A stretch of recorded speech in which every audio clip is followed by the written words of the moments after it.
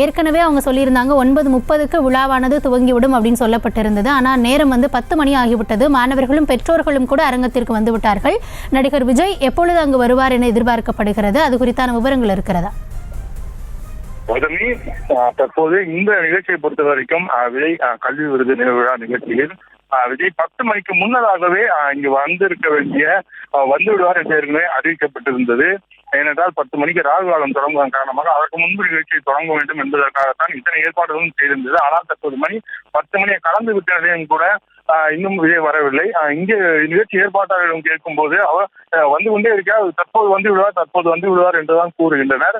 தற்போதுதான் விஜயின் தமிழக வெற்றி கழகத்தின் பொதுச் செயலாளரான புஷி ஆனந்த் அவர்கள் இங்கு உள்ளே இதுவரை நிகழ்ச்சியின் ஏற்பாடுகளை கவனித்திருந்தவர் இப்போது இந்த நிகழ்ச்சி நடைபெறக்கூடிய அந்த மண்டபத்தின் வாயிலுக்கு சென்றிருக்கிறார். எனவே இந்நேரத்திலும் விஜய் தற்போது இங்கு வந்து விடலாம் என்று கருதப்படுகின்றது.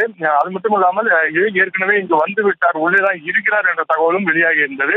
காரணமாக மண்டபத்தின் முன்பகுதியிலிருந்து கார் மூலமாக அவரை உள்ளே அழைத்து வருவதற்கான ஏற்பாடுகள் செய்யப்பட்டிருந்தது.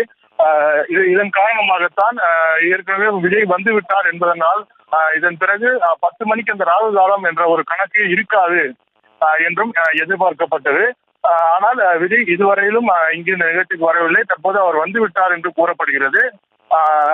கௌதமி, தற்போதைய தகவல்படி நடிகர் விஜய் தனது காரின் மூலமாக இந்த நிகழ்ச்சி நடைபெறக்கூடிய மண்டபத்திற்குள் வந்து விட்டார். உள்ளே அவரது முன்பே நம்ம சொன்னது போல உள்ளே இருக்கக்கூடிய இந்த திருமண மண்டபத்தின் உள்ளே இருக்கக்கூடிய அறையில் இருந்துதான் நடிகர் விஜய் தற்போது இங்கு வந்து கொண்டிருக்கின்றார். அந்த காட்சிகளை தற்போது நாம் பார்த்துக் கொண்டிருக்கின்றோம்.